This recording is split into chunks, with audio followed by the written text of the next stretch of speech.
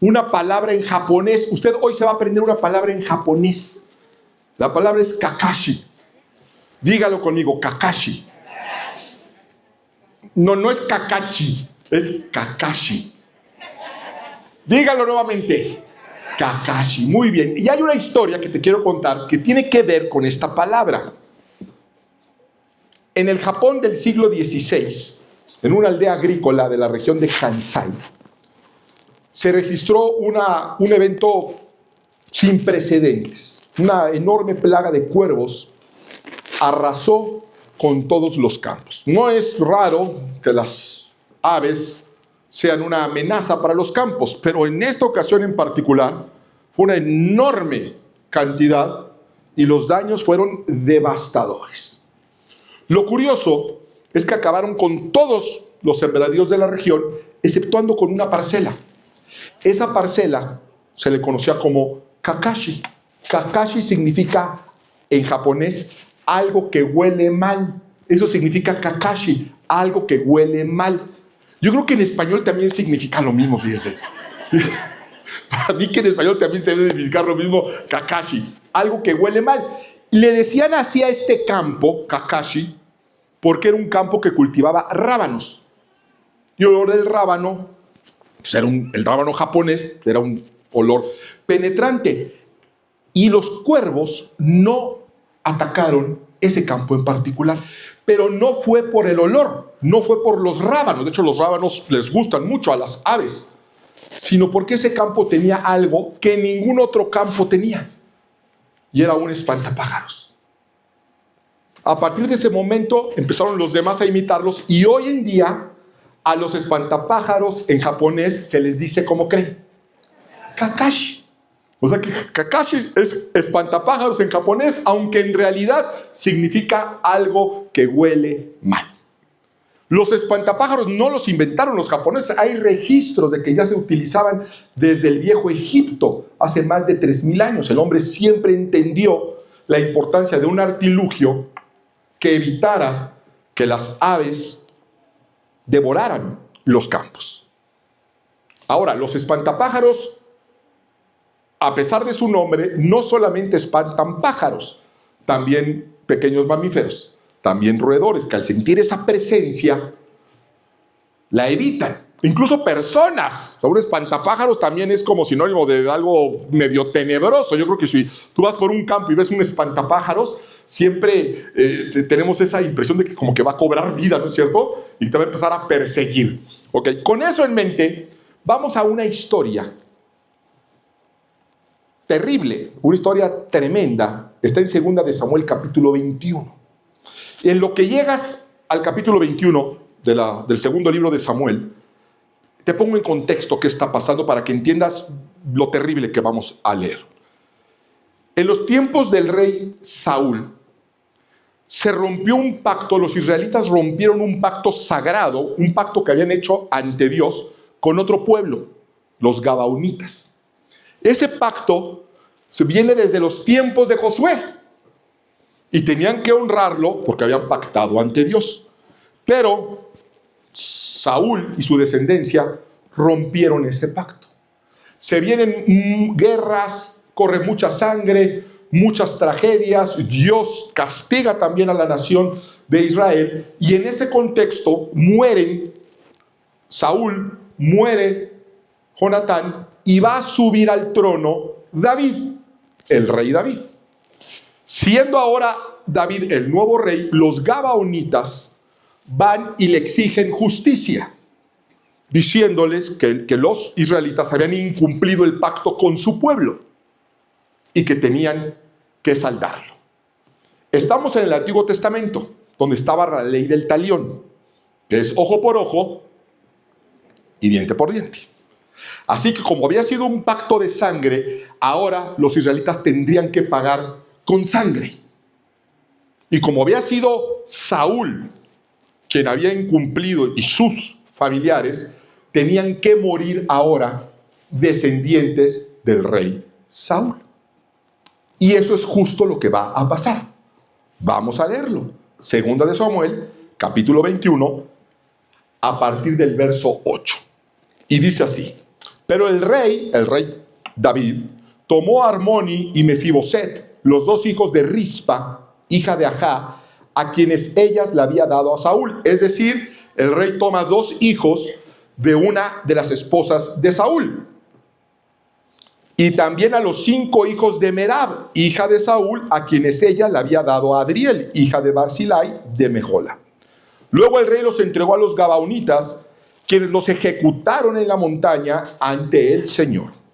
De esta manera, los 7 murieron juntos al comienzo de la cosecha de cebada. Es los 2 hijos de Rispa y el resto hijos de una hija de Saúl.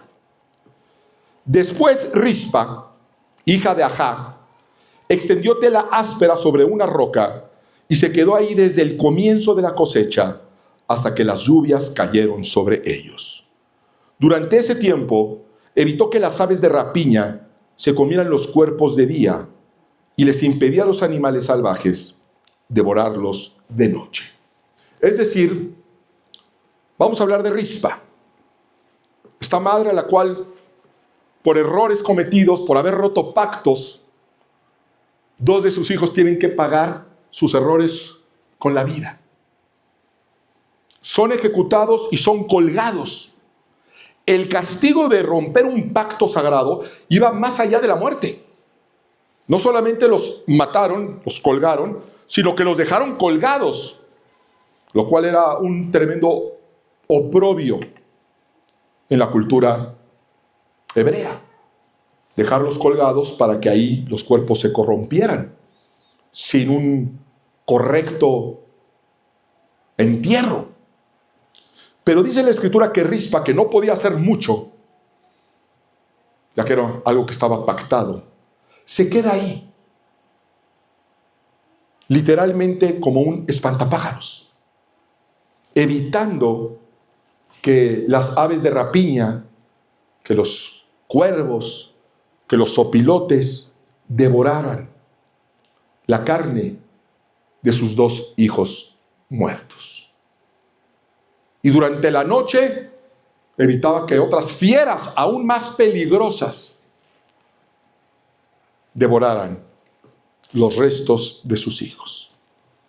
La historia de Rispa es la historia de una mujer que ante una tragedia inimaginable va a mostrar una fuerza inquebrantable. Aunque sus hijos habían sido ejecutados y abandonados a su destino, Rispa se negó a retirarse. Se negó a dejarlos desamparados. Imaginémonos a esta mujer en el desierto, espantando, ahuyentando los zopilotes que de vez en vez se posaban sobre los hombros o la cabeza de sus hijos con la intención de darles picotazos y devorar sus carnes, sacarles los ojos. Y de noche, probablemente con una lámpara y con algún tipo de protección, un azadón, un palo, evitando que se acercaran coyotes, chacales. Rispa representa la fe que se niega a aceptar la derrota y que sigue luchando, aunque parece que ya no hay razones para hacerlo. Rispa se negó a que los buitres se dieran un festín con sus hijos. Y esto tiene que ver con nosotros, porque en nuestro alrededor y alrededor de nuestra casa también hay buitres, también hay fieras rondando. En 1 de Pedro, capítulo 5, verso 8, leemos una instrucción del apóstol Pedro. Estén alerta, cuídense de su gran enemigo el diablo, porque anda al acecho como un león rugiente buscando a quien devorar.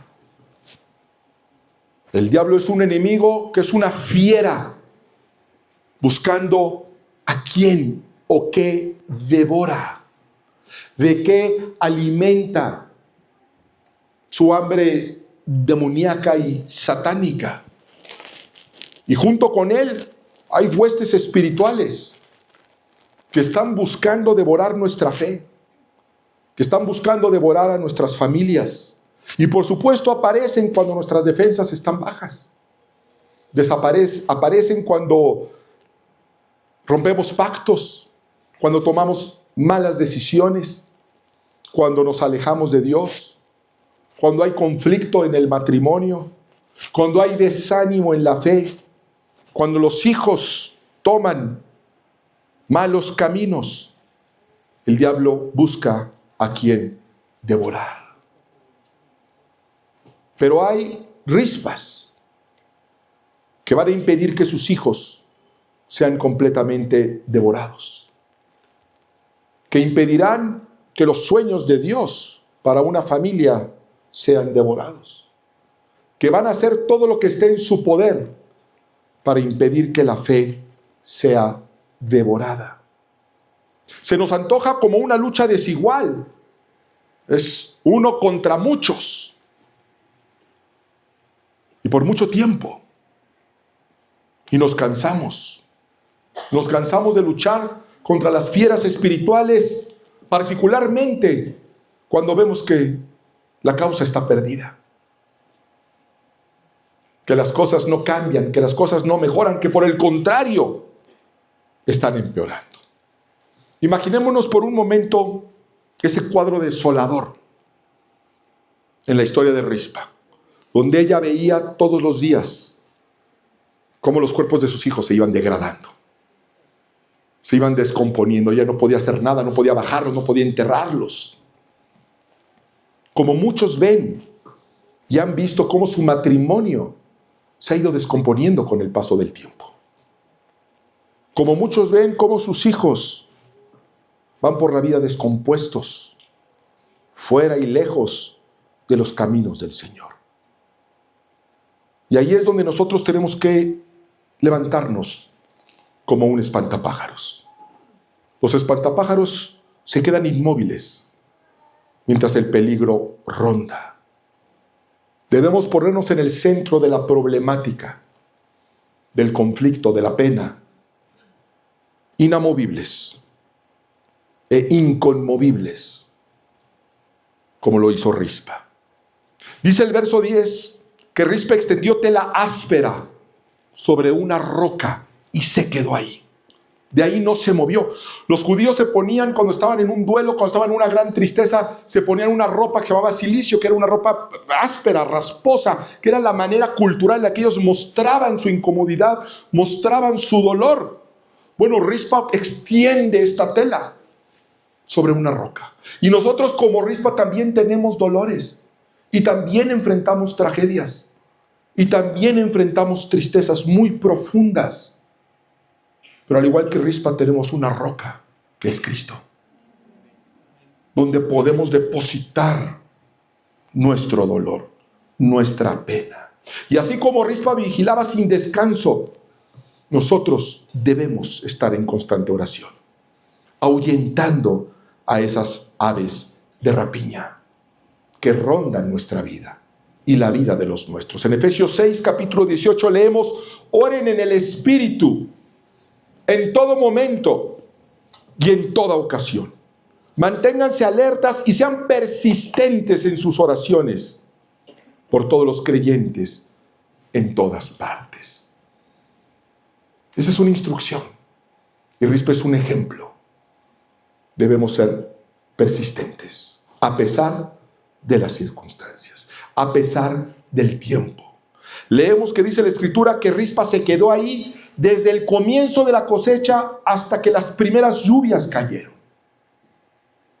Las cosechas en Israel comienzan en abril y las lluvias ya muy tempranas andan llegando por noviembre. Eso quiere decir que el testimonio bíblico nos muestra que Rispa estuvo al menos 7 meses sin moverse de ahí. 7 meses sin ir a su casa. 7 meses, día y noche. 7 días a la semana. 365 días del año. Bueno, 7 meses de ese año. Ahuyentando a las aves de día y a las fieras de noche. Pero ahora consideremos no solamente la tremenda resiliencia de esta mujer, de mantenerse ahí sin moverse, sin la menor intención de regresar atrás, sino imaginémonos la condición ya de sus hijos. Imagínate un cadáver expuesto durante 7 meses a la intemperie, al sol incandescente del desierto, al frío congelante de las noches, a los insectos, porque Rispa podría hacer algo, pero tampoco podía hacerlo todo. En 7 meses, un cadáver a la intemperie ya está irreconocible. Ya eran huesos, pero ella seguía protegiéndolos. Rispa dijo: yo no permitiré que el diablo se lo lleve todo. Ya se llevó mucho. Ya robó, ya mató, pero no voy a permitir que su destrucción sea total para mi casa. Voy a proteger lo que quede, aunque sea casi nada. Nosotros también tenemos que proteger lo que queda. Lo que queda del matrimonio que un día tuvimos. Lo que queda del hombre o la mujer de fe que un día fuimos. Lo que queda de esos hijos que fueron formados en la palabra, pero que hoy caminan lejos del Señor y que están muertos espiritualmente. Rispa se negó a que el demonio hiciera banquete de su familia. Y te preguntas, ¿cómo puede terminar esta historia? ¿Cómo podría terminar bien esta historia tan trágica, tan brutal, tan espantosa? Pues tiene un buen epílogo. La Biblia dice que llegó a oídos del rey lo que Rispa hacía. Y dijo: ¿cuánto tiempo tiene esa mujer batallando? ¿Cuánto tiempo tiene ahí sin moverse? Dijeron: lleva todo el tiempo desde que la cosecha hasta el día de hoy.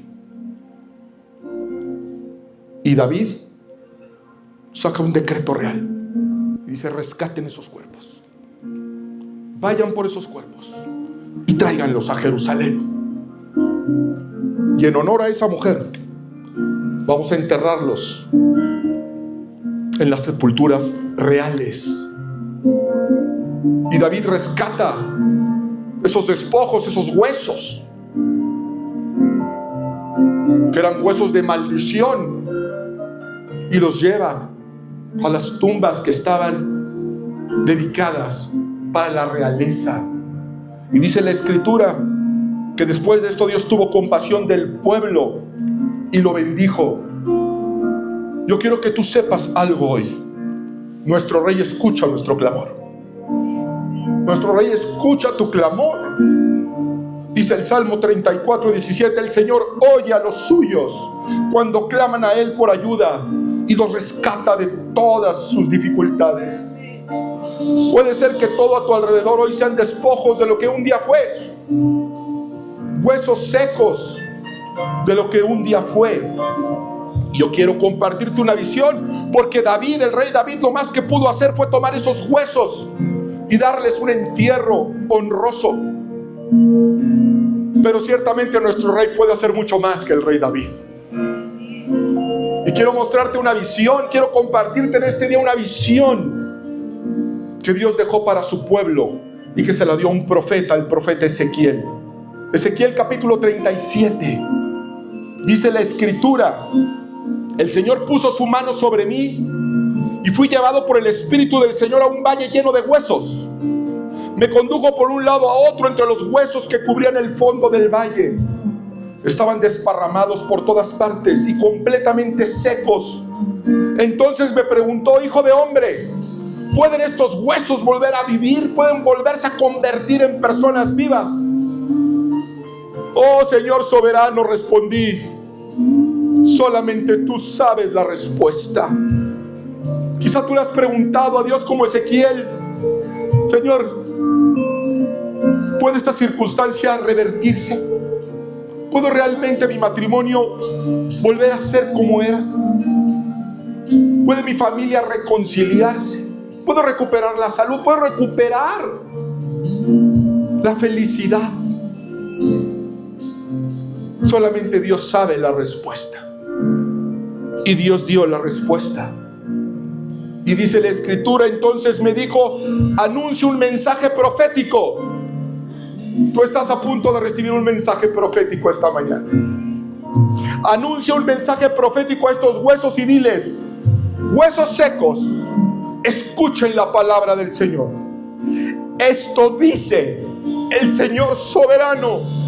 Atención, pondré aliento dentro de ustedes y haré que vuelvan a vivir.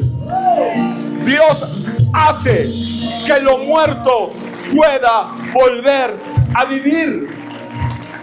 Dios le mostró a Ezequiel que aunque esté perdido, Él lo puede restaurar y puede traer nueva vida sobre matrimonios, sobre hijos, sobre emociones, sobre familias. Solamente Él tiene el poder de transformar lo muerto en vida.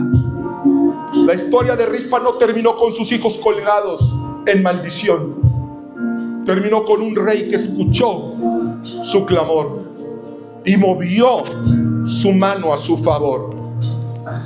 Tu historia no ha terminado aún todavía. Tu historia no ha terminado. Mantente sobre la roca, ahuyentando a los buitres. Clame en oración. Que Dios nos bendiga. Ministerios Vea con el pastor Mauricio Sánchez Escort. Esperamos que este mensaje sea de bendición para tu vida. Para conocer más, visita nuestro sitio en internet www.iglesiavea.com. Gracias por escucharnos.